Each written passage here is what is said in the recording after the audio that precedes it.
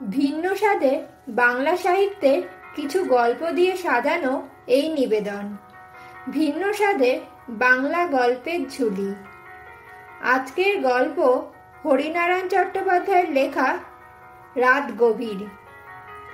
গল্পটি প্রথম থেকে শেষ পর্যন্ত শুনে সাবস্ক্রাইব ও লাইক করবেন। শুরু হচ্ছে আজকের গল্প রাত গভীর।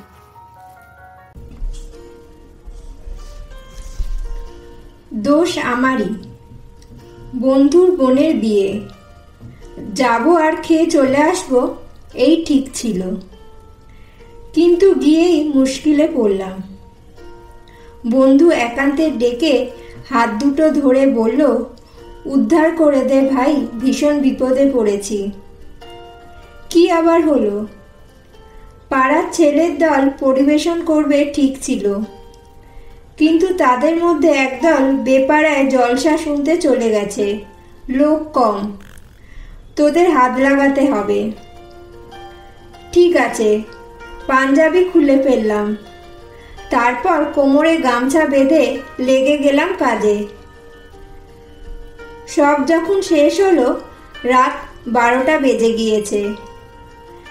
নিজের আর কিছু মুখে দেবার ইচ্ছে ছিল না। একটু দই খেয়ে রাস্তায় যখন পা দিলাম তখন 12:30।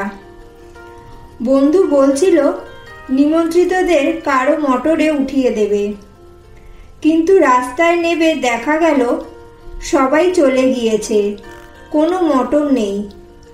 বন্ধুকে আশ্বাস দিলাম আমি বড় রাস্তা থেকে একটা ট্যাক্সি ধরে নেব। 12:30, কলকাতার পক্ষে আর এমন কি রাত। রাস্তার মোড়ে গিয়ে দেখলাম এদিক ওদিক ফাঁকা, যানবাহন তো নেই, রাস্তা জনমানব শূন্য। বরাত। আচমকা ফোঁটা ফোঁটা বৃষ্টি শুরু হলো, বিরক্তিকর।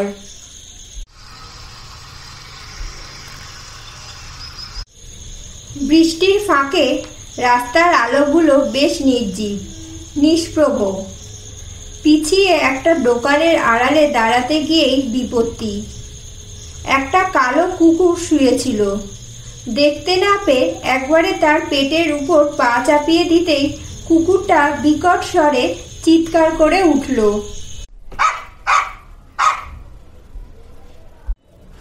গেছি রে বাবা। লাফিয়ে রাস্তার কাছে আসতেই চোখে পড়ে গেল অনেক দূর থেকে একজোড়া আলো এগিয়ে আসছে। মরিয়া হয়ে রাস্তার মাঝখানে দাঁড়ালাম। বাস, লরি, ট্যাক্সি, প্রাইভেট গাড়ি যাই হোক না কেন দুহাত তুলে থামাবো, তা না হলে সারাটা রাত এইখানে দাঁড়িয়ে থাকতে হবে। কিংবা পিছু হেঁটে নিমন্ত্রণ বাড়ি গিয়ে বন্ধুকে ঘুম থেকে তুলে বিব্রত করতে হবে।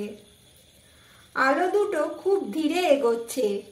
মাঝে মাঝে সন্দেহ হলো বুঝি বা থেমেই আছে, আর এদিকে আসবেই না। পকেট থেকে রুমাল বের করে সবে ভিজে মাথাটা মুছে নিচ্ছি। আচমকা কর্কশ কণ্ঠস্বরে চমকে উঠলাম। কি মশাই, রাস্তার মাঝখানে নটরাজ নৃত্য দেখাচ্ছেন কেন? তারপর চাপা দিলেই চটে যাবেন। তাড়াতাড়ি রাস্তা থেকে সরে এসেই লক্ষ্য করলাম একটা মিনি বাস। দূরের আলো জোড়া আর দেখা গেল না, তার মানে দূরের আলো দুটো এই মিনি বাসেরই। হঠাৎ খুব দ্রুত এসে পড়েছে।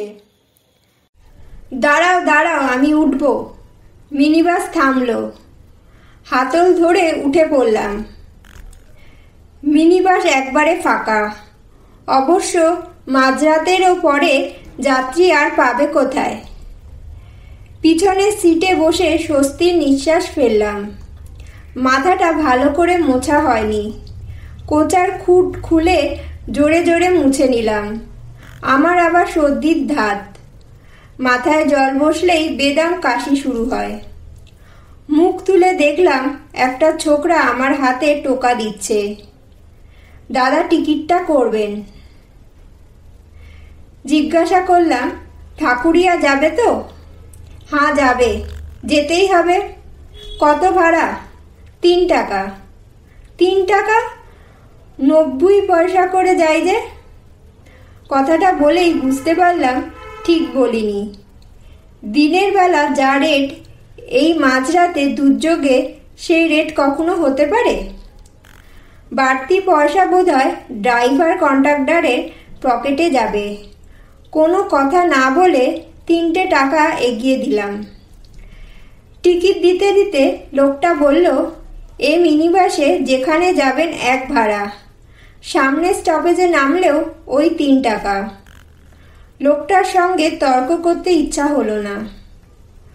বলুন যা ইচ্ছে। মাঝরাতে যে পৌঁছে দিচ্ছে এই আমার ভাগ্য। সিটে হেলান দিয়ে বাইরের দিকে দেখলাম, সব ঝাপসা, কিছু দেখা যাচ্ছে না। মিনি বাস খুব জোরে ছুটছে। এত রাতে প্রতীক নেই, ট্রাফিক সিগন্যালের বালাই নেই, তাই এই বেপরোয়া গতি। কিছুক্ষণ পর ঘুমে চোখ বুজে এলো। ঘুমিয়ে পড়লেও অসুবিধা নেই। লোকটা আমি কোথায় নামবো জানে। ঢাকুরিয়া এলে ঠিক ডেকে দেবে। একসময় ঘুম ভাঙল। মিনি বাস একভাবে ছুটছে। চোখ হাতঘড়ির দিকে পড়তেই চমকে উঠলাম। রাত 2:30। যেভাবে মিনি বাস ছুটছে এতক্ষণে ঢাকুরিয়া পৌঁছে যাওয়ার কথা।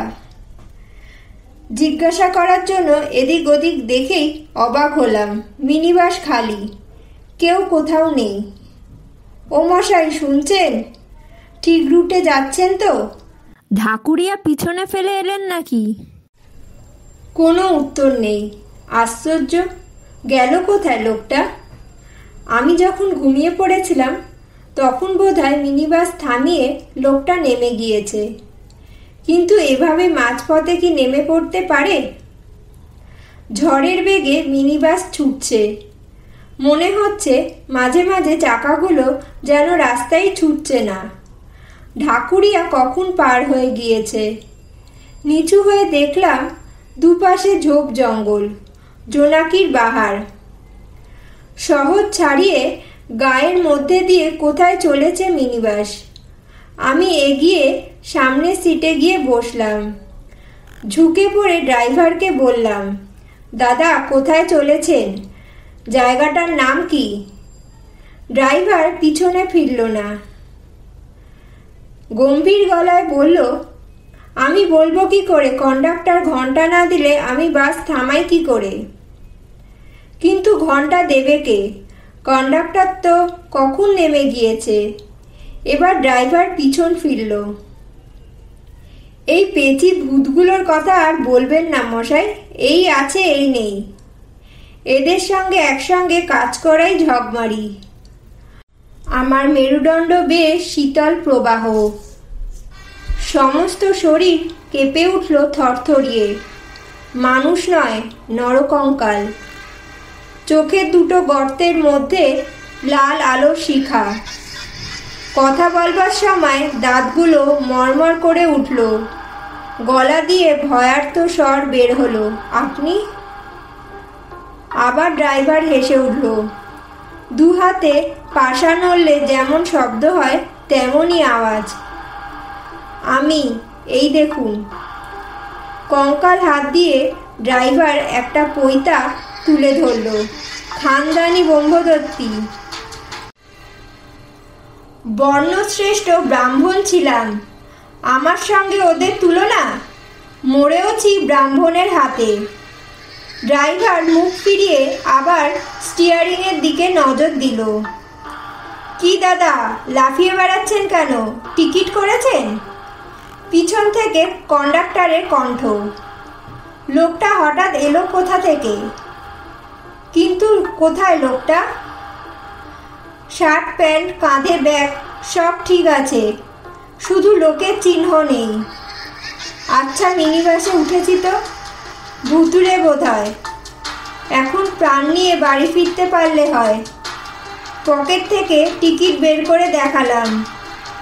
গলায় সাহস এনে বললাম, কোথায় ছিলেন এতক্ষণ? কোথায় থাকবো?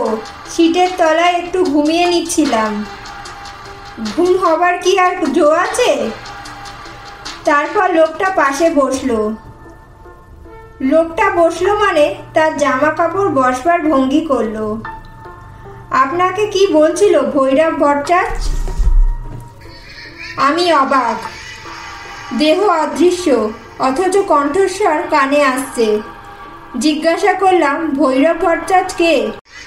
ওই যে বাস চালাচ্ছে, বামনাই দেখাচ্ছিল বুঝি। যে আসে তাকেই পৈতা তুলে দেখায়। আজকাল পৈতার কোনো মান সম্মান আছে নাকি? ওর জন্যই তো আমার এই অবস্থা। কীরকম? লোকটা ব্যাগটা কাঁধ থেকে কোলের উপর রাখলো, বেশ জুৎসই হয়ে যেন বসলো। তারপর বলতে শুরু করলো, স্টিয়ারিং ধরলে ভৈরবের আর জ্ঞান থাকে না।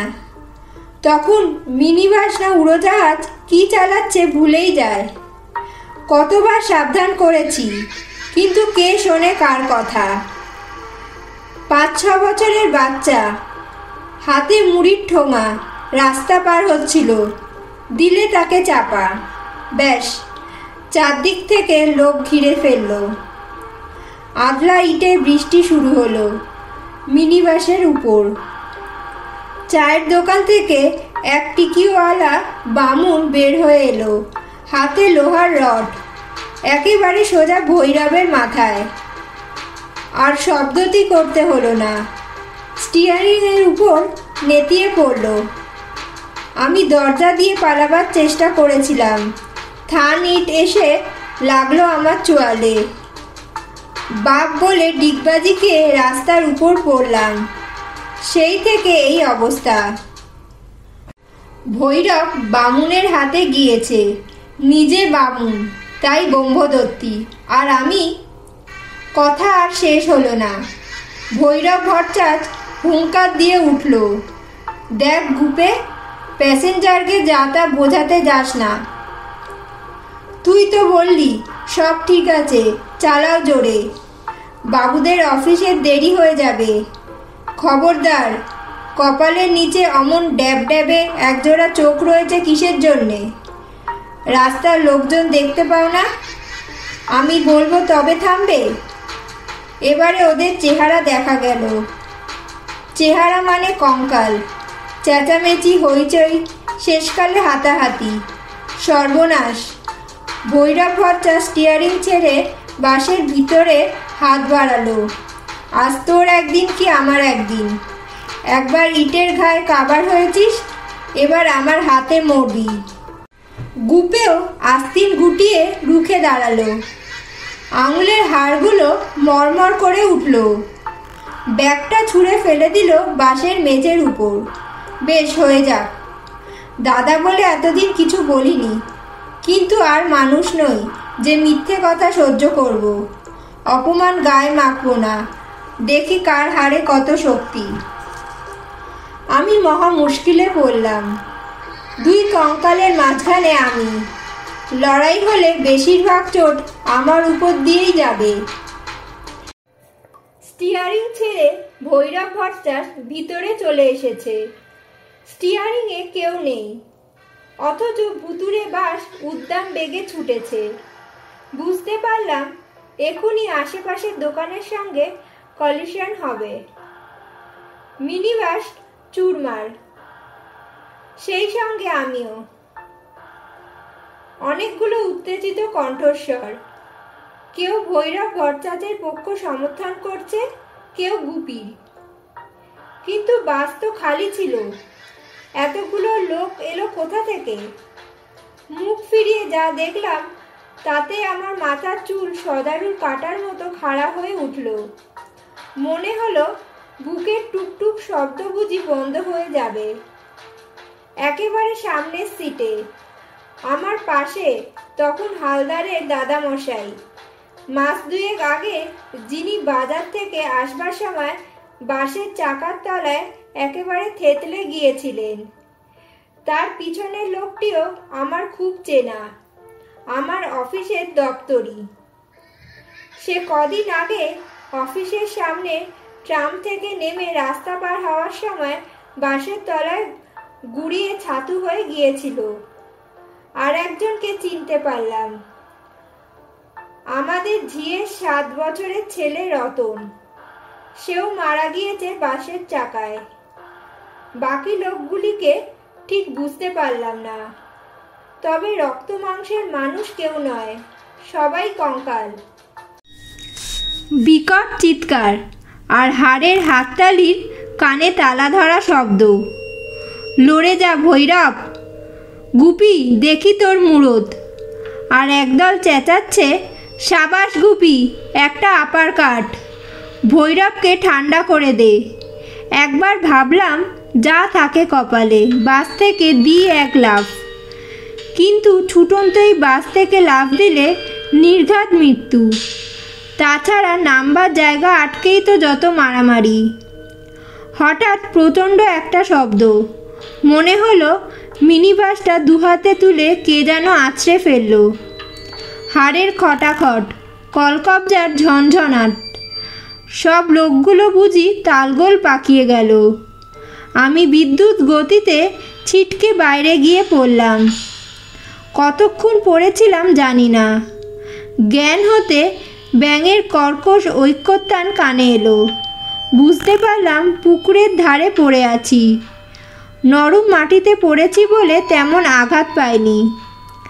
দেহের কোথায় চোট লেগেছে হাত বুলিয়ে দেখতে গিয়ে চমকে উঠলাম। এক তিল মাংস কোথাও নেই, কেবল হাড় আর হাড়। স্বপ্ন দেখছি নাকি? চোখে হাত দিতেই হাত ভিতরে ঢুকে গেল। চোখ নেই, বিরাট দুটি গর্ত। অনেক কষ্টে কঙ্কাল দেহটা নিয়ে উঠে দাঁড়ালাম।